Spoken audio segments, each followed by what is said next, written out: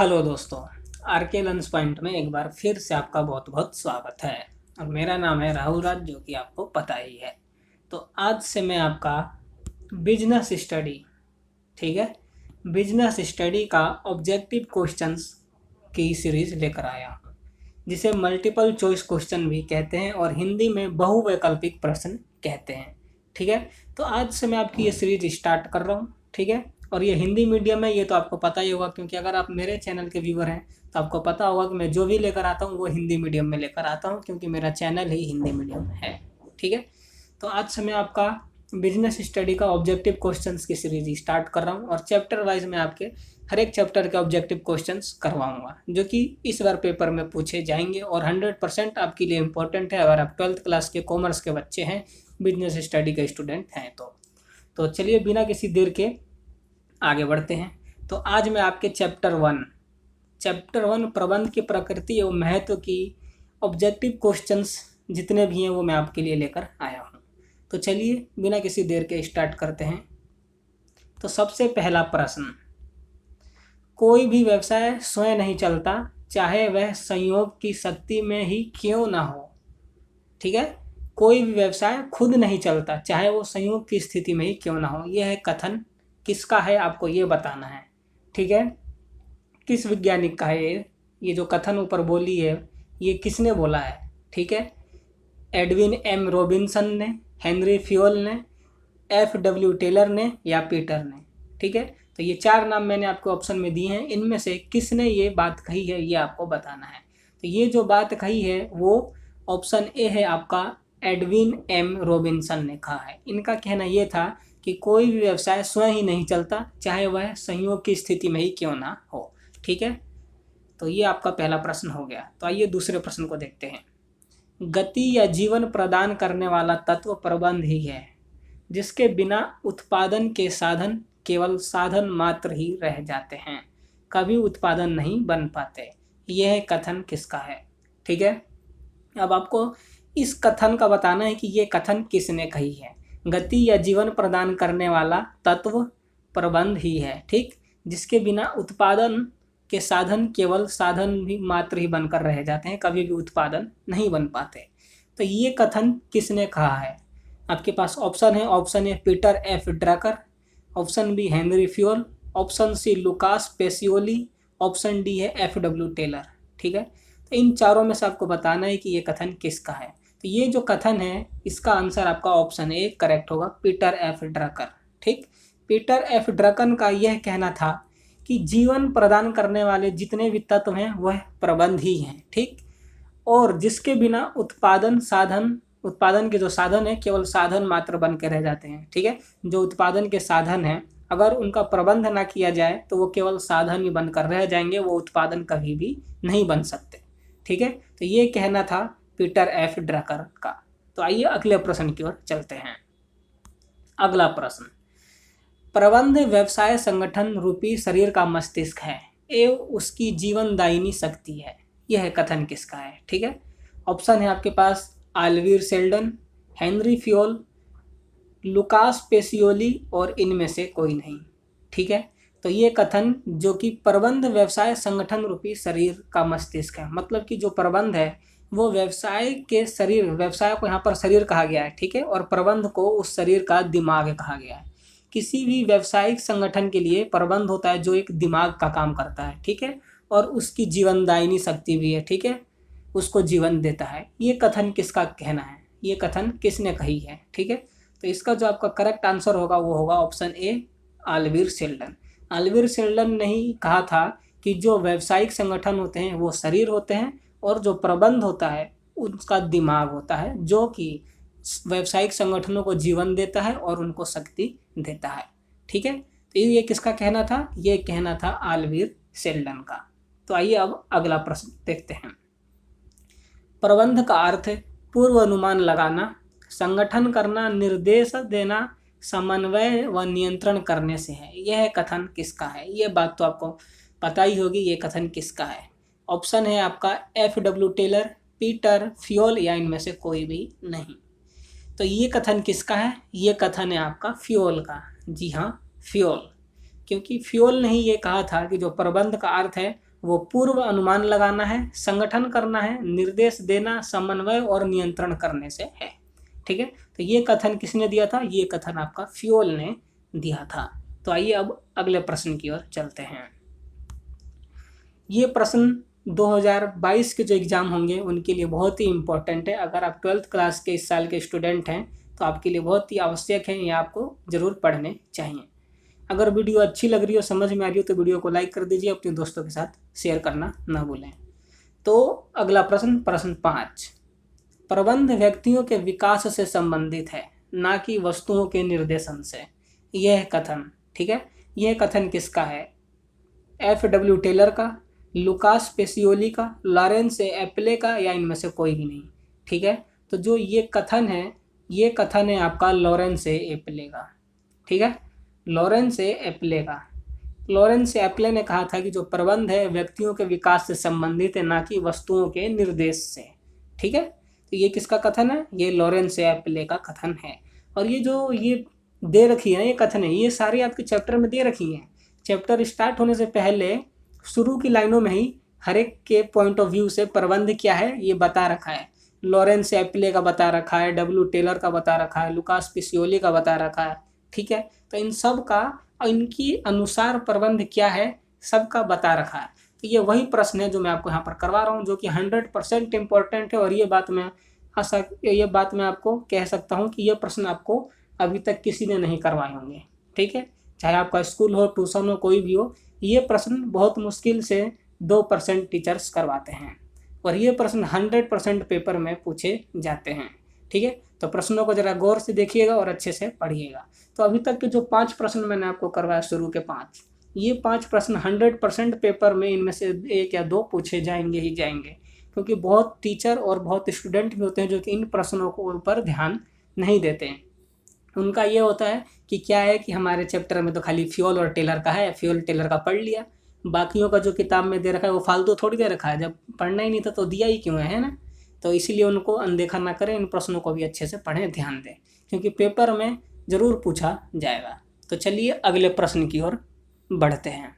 अगला प्रश्न है आपका प्रश्न 6, कौन सा कार्य प्रबंध का नहीं है? ठीक है, कौन सा कार्य प्रबंध का कार्य नहीं है? तो यह ऑप्शन दे रखे हैं आपको यहाँ पर 4, नियोजन, नियुक्तिकरण, सहयोग और नियंत्रण। आपको बताना है इनमें से प्रबंध का कार्य कौन सा नहीं है। तो आपको पता ही है कि सहयोग है जो वो प्रबंध का कार्य नहीं है, क्योंकि नियोजन भी प्रबंध का कार्य है, नियुक्तिकरण भी और नियंत्रण भी प्रबंध के कार्य हैं। और प्रबंध के कार्यों को याद रखने के लिए मैंने आपको एक ट्रिक बताया था, मैं आशा करता हूँ कि आपको याद होगा। अगर नहीं है तो एक बार फिर मैं आपको बता देता हूँ वो ट्रिक क्या है। वो ट्रिक है आपका पोस्टडैक। क्या है? पोस्टडैक। POSD और C आपके 5 कार्य हैं प्रबंध के, और ये पांचों के इंग्लिश के वर्ड याद रखिएगा। इंग्लिश के पहला कौन सा है? नियोजन। नियोजन को क्या बोलते हैं इंग्लिश में? प्लानिंग। दूसरा क्या है? संगठन। संगठन को क्या बोलते हैं? ऑर्गेनाइजिंग, यानी कि ऑर्गेनाइजिंग का O। अगला है आपका नियुक्तिकरण। नियुक्तिकरण को इंग्लिश में क्या बोलते हैं? स्टाफिंग, उसका S। उसके बाद आता है आपका डायरेक्टिंग। डायरेक्टिंग का मतलब हिंदी में क्या होता है? निर्देशन, तो डायरेक्टिंग का D। और नियंत्रण का कंट्रोलिंग होता है जिसका C। तो इन सब के वर्डों को आप जोड़ देंगे तो आपके प्रबंध के 5 कार्य बन जाते हैं। और क्या बनता है वो? पोस्टडैक। ठीक है, तो ये वो ट्रिक है जिससे कि आपको प्रबंध के कार्य याद रह सकते हैं। इसी ट्रिक से मैंने भी याद किया था और मुझे अभी तक याद है और आगे भी याद रहेगा। तो ट्रिक के अनुसार अगर आप याद करते हैं तो जीवन भर वो बातें आपको याद रहती हैं। तो चलिए अगले प्रश्न की ओर चलते हैं। प्रश्न 7, प्रबंध 1 क्या है? ऑप्शन है कला, विज्ञान, कला और विज्ञान दोनों, या इनमें से कोई नहीं। ठीक है, तो आपको क्या लगता है प्रबंध क्या है? जब मैं आपको चैप्टर पढ़ा रहा था तो प्रबंध को कला, विज्ञान और एक और था पेशे, तीनों के रूप में मैंने आपको पढ़ाया था कि प्रबंध पेशा है, नहीं है, विज्ञान है, नहीं है, कला है, नहीं है। तो इसमें ऑप्शन आपका कौन सा होगा? Option C। प्रबंध को हम प्रबंध कला तो है ही, लेकिन विज्ञान में क्या है कि प्रबंध पूर्ण रूपेण विज्ञान नहीं है। ठीक है, पूर्ण रूपेण विज्ञान नहीं है लेकिन विज्ञान है। ठीक है, मतलब पूरी तरीके से प्रबंध को हम विज्ञान नहीं कह सकते, इनको व्यवहारात्मक विज्ञान कहते हैं। क्या कहते हैं? व्यवहारात्मक। जब मैं आपको चैप्टर पढ़ा रहा था तो अच्छे से मैंने आपको बताया था। अगर आपको वो अभी आपने चैप्टर नहीं देखा है तो उसका लिंक मैंने आपको डिस्क्रिप्शन में दे रखा है, वहाँ से जाकर पहले चैप्टर पढ़िए, क्योंकि चैप्टर पढ़ लेने के बाद ही ऑब्जेक्टिव क्वेश्चंस करते हैं। क्योंकि जब तक आपने चैप्टर नहीं पढ़ा होगा अच्छे से, तब तक आप ऑब्जेक्टिव क्वेश्चंस नहीं कर पाएंगे और गलत आंसर दे पाएंगे। ठीक है, तो अगर आप करेक्ट आंसर देना चाहते हैं तो उसके लिए आपको पहले चैप्टर पढ़ना पड़ेगा। अगर आपने चैप्टर नहीं पढ़ा है तो पहले चैप्टर पढ़िए, जिसका डिस्क्रिप्शन में लिंक दिया हुआ है। तो विज्ञान और कला दोनों ही प्रबंध है यहाँ पर प्रबंध को कला और विज्ञान दोनों ही मान सकते हैं। ठीक है, तो अगला ऑप्शन है आपका, निम्न में से कौन सा प्रबंध का उद्देश्य नहीं है। निम्न में से कौन सा प्रबंध का उद्देश्य नहीं है। रोजगार उपलब्ध कराना, संगठन का विकास, लाभ अर्जित करना, नीति निर्धारण करना। ये 4 ऑप्शन है, आपको बताना है कि इनमें से कौन सा प्रबंध का उद्देश्य नहीं है। ठीक है, तो प्रबंध के उद्देश्य जब मैं चैप्टर पढ़ा रहा था तो मैंने आपको अच्छे से बताया था क्या होता है। रोजगार उपलब्ध कराना, संगठन का विकास करना, लाभ अर्जित करना, लंबे समय तक जीवित रहना। लेकिन नीति निर्धारण मैंने आपको कहीं नहीं बताया था, क्योंकि नीति निर्धारण है जो कि उद्देश्य नहीं, ये कार्य है प्रबंध का। कौन सा है, उच्च स्तर का कार्य है। नीति निर्धारण करना कौन से स्तर का कार्य है, उच्च स्तर का कार्य है। तो ये ऑप्शन आपका यहाँ पर सही होगा, option D is the correct answer. क्योंकि जो ऊपर के 3 हैं ये तीनों ही प्रबंध के उद्देश्य हैं, लेकिन ये जो चौथा है ये प्रबंध के उच्च स्तर का एक कार्य है। तो आइए अब अगले प्रश्न की ओर चलते हैं। नीति निर्धारण कार्य है, आ गया वही प्रश्न, नीति निर्धारण कार्य है। अब बताना है आपको कि कौन से स्तर का ये कार्य है।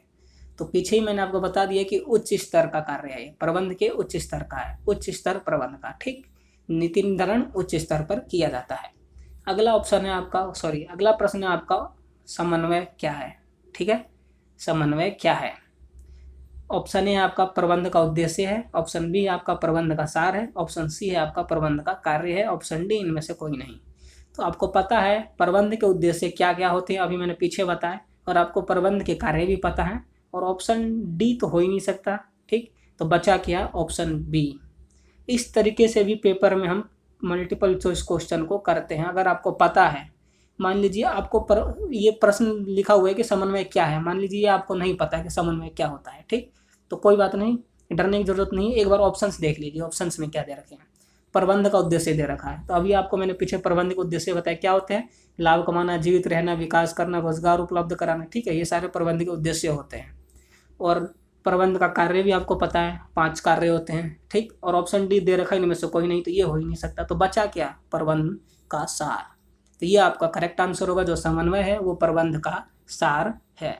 ठीक है, तो इन बातों को ध्यान रखें जब भी मल्टीपल चॉइस क्वेश्चन करते हैं हम। तो जरूरी नहीं है कि जो प्रश्न पूछा अगर वो आपको नहीं आ रहा तो वो प्रश्न आए ही नहीं आपसे। अगर वो प्रश्न नहीं आता तो कोई बात नहीं, एक बार ऑप्शन के ऊपर जरूर नजर मारें। ठीक, नजर पड़ते ही आपको हो सकता है कि वो प्रश्न आपका सॉल्व हो जाए, जैसे कि यहाँ पर हुआ। प्रबंध का उद्देश्य आपको पता है, प्रबंध के कार्य आपको पता है, और ऑप्शन डी है जो, ये तो आपको पता है कि होगा ही नहीं, तो बचा के ऑप्शन बी, तो उसको करेक्ट कर दो। और इसका आंसर भी यही है, प्रबंध का सार। जो समन्वय है वो प्रबंध का एक सार है। ठीक है, तो चलिए अगले प्रश्न की ओर चलते हैं। प्रश्न 11, प्रबंध का प्रथम कार्य। प्रबंध का प्रथम कार्य बताना है आपको कि प्रबंध का पहला कार्य कौन सा है। तो मैंने अभी आपको पीछे बताए थे, ट्रिक बताई थी, पोस्ट डैक। ठीक है, पोस्ट डैक में सबसे पहला कौन सा वर्ड है, पी। पी को मतलब प्लानिंग, और प्लानिंग को हिंदी में क्या बोलते हैं, नियोजन।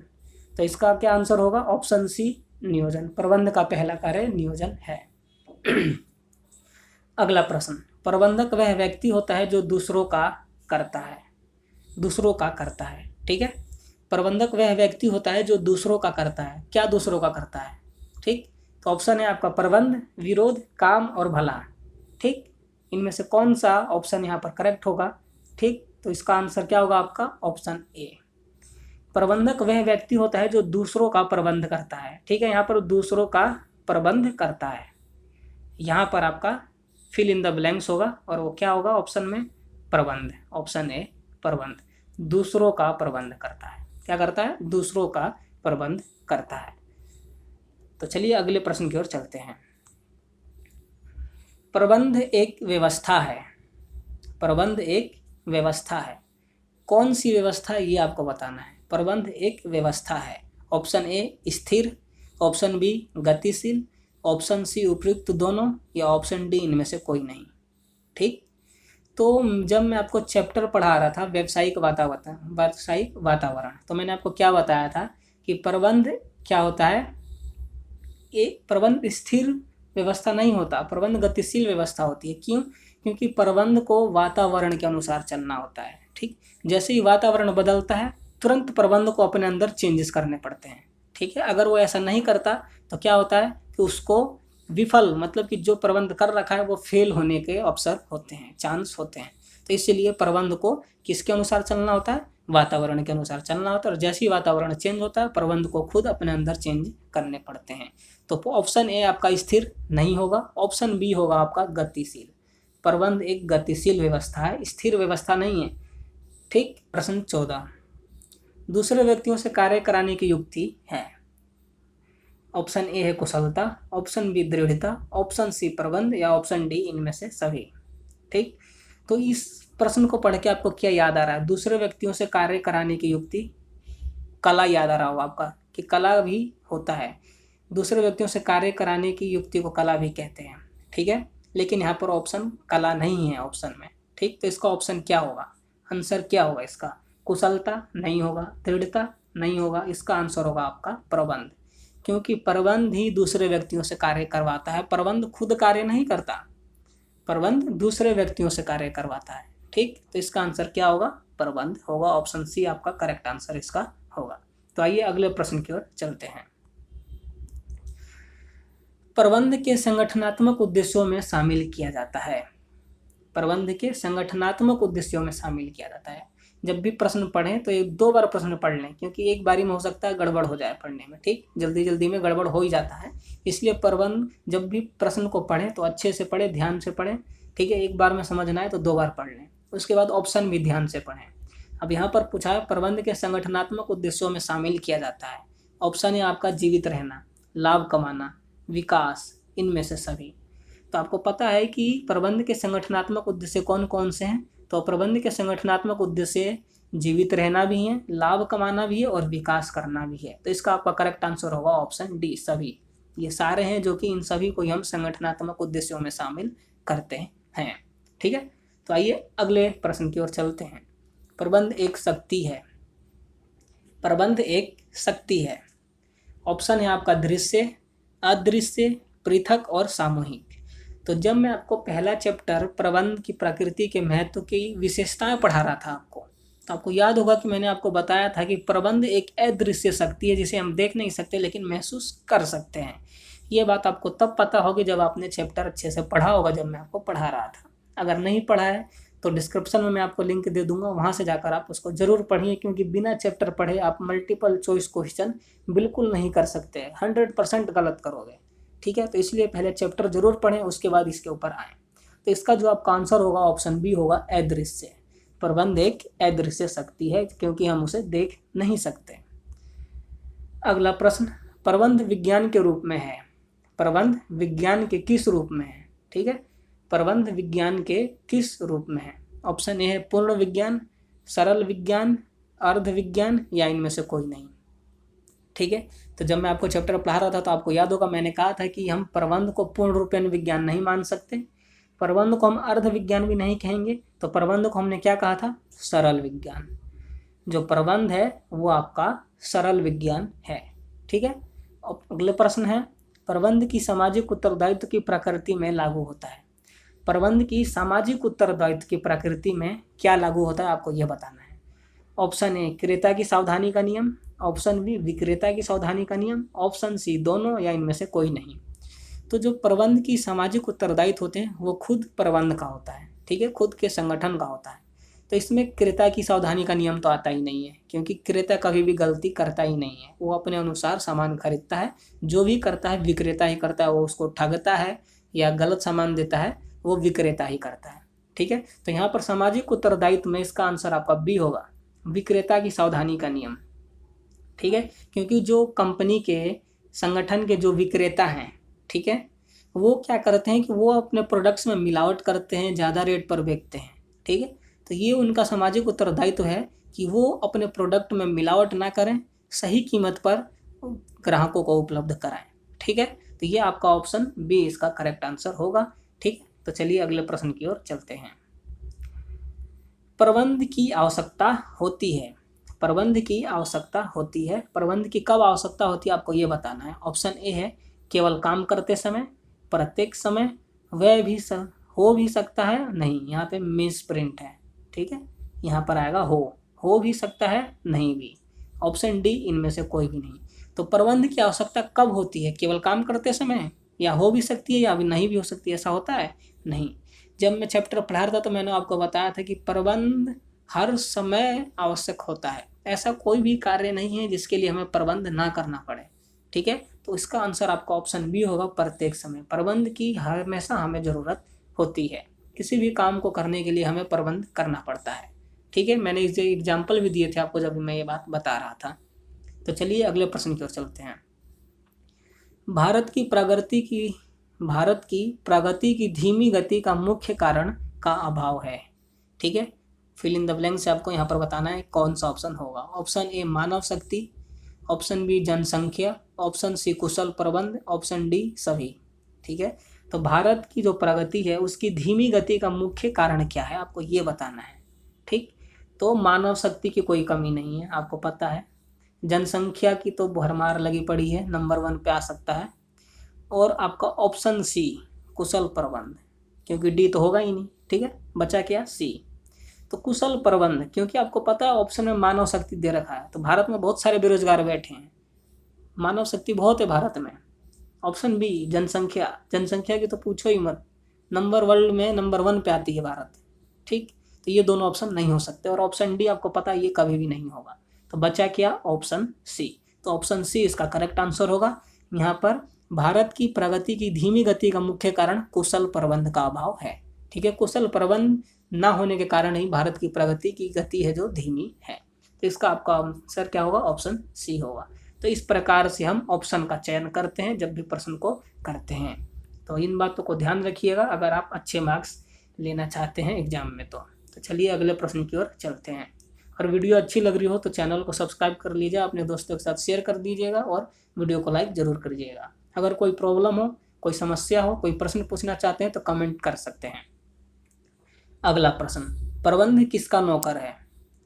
प्रबंध किसका नौकर है? ऑप्शन ए प्रशासन, ऑप्शन बी सरकार, ऑप्शन सी डीएम या ऑप्शन डी मुख्यमंत्री, ठीक है।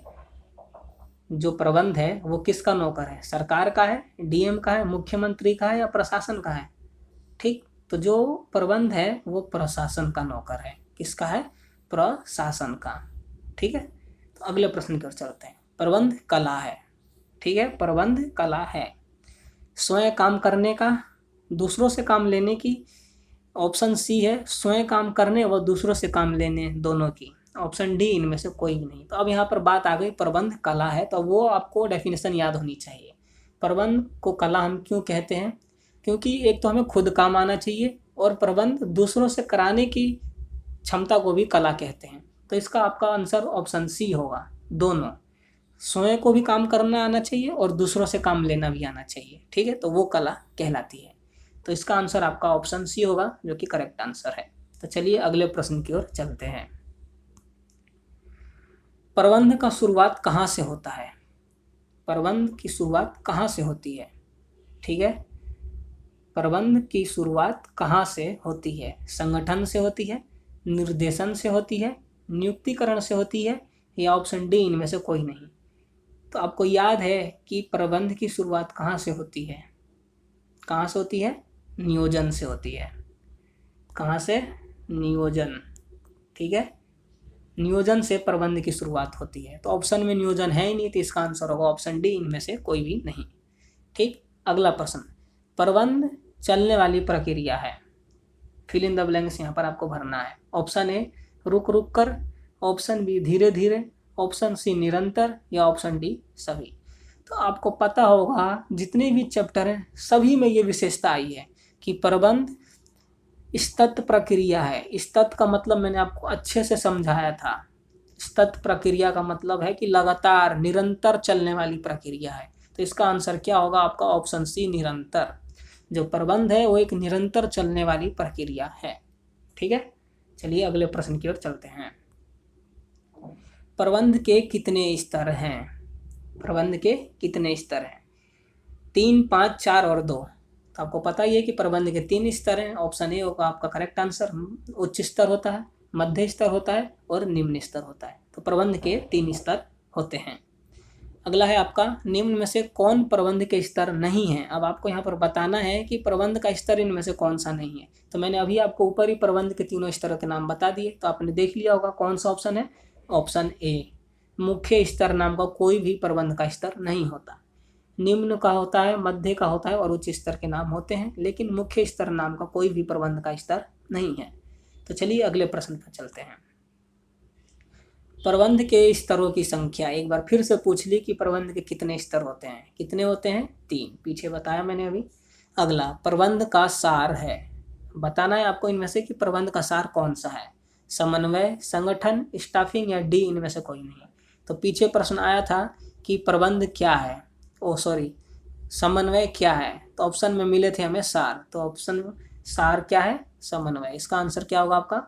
प्रबंध का सार कौन है? समन्वय है, क्योंकि स्टाफिंग कार्य है और संगठन भी कार्य है। तो बचा क्या? समन्वय।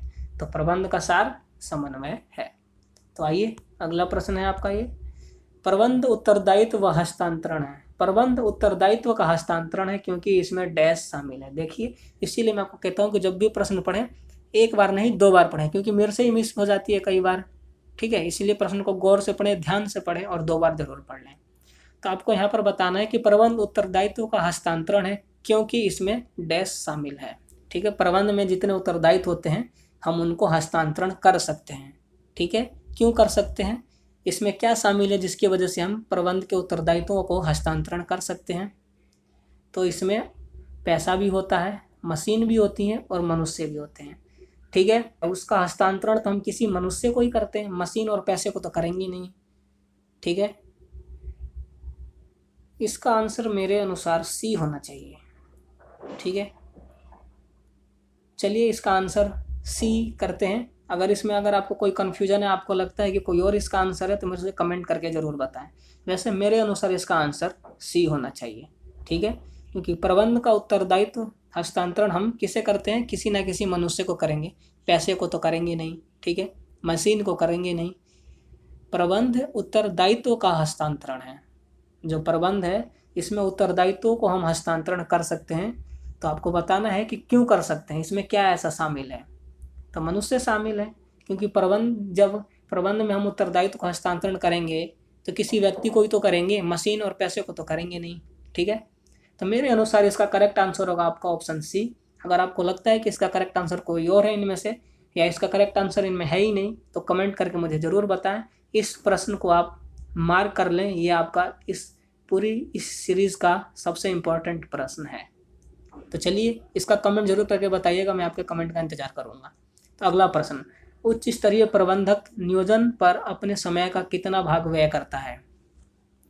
जो उच्च स्तर का प्रबंधक होता है वो नियोजन पर कितना समय खर्च करता है, आपको ये बताना है। ठीक है, तो ऑप्शन ए 35%। जो उच्च स्तर का प्रबंधक होता है वो नियोजन पर 35% समय खर्च करता है। ठीक है, वैसे नियोजन पर कहने की बात करें तो सबसे ज़्यादा बोला जाता है, लेकिन 100% भी तो नहीं हो सकता, क्योंकि बाकी के कार्य भी तो करने हैं, है ना। तो 35% समय वो अपने नियोजन पर खर्च करते हैं। जो बाकी के बचते हैं वो अन्य कार्यों पर, क्योंकि प्रबंध के एक ही कार्य तो नहीं होते, 5 कार्य होते हैं। ठीक है, तो बाकी के वो फिर अन्य कार्यों पर खर्च करते हैं। तो नियोजन पर कितने % करते हैं? 35%। ठीक है, अगर कोई समस्या आती है, आपको लगता है कि इसका आंसर ये नहीं होगा, इसका आंसर ये होगा, तो कमेंट करके ज़रूर बताएं मुझे, ताकि मैं आपको कंफर्म कर सकूं। तो चलिए इस सीरीज़ का लास्ट प्रश्न देख लेते हैं। भारत में प्रबंध है। ऑप्शन ए आवश्यक, ऑप्शन बी अनावश्यक, ऑप्शन सी दोनों, या ऑप्शन डी इनमें से कोई नहीं। भारत में प्रबंध आवश्यक है या नहीं है, ये आपको बताना है। तो इसका ऑप्शन होगा आवश्यक है। भारत में प्रबंध की बहुत ज़्यादा आवश्यक है।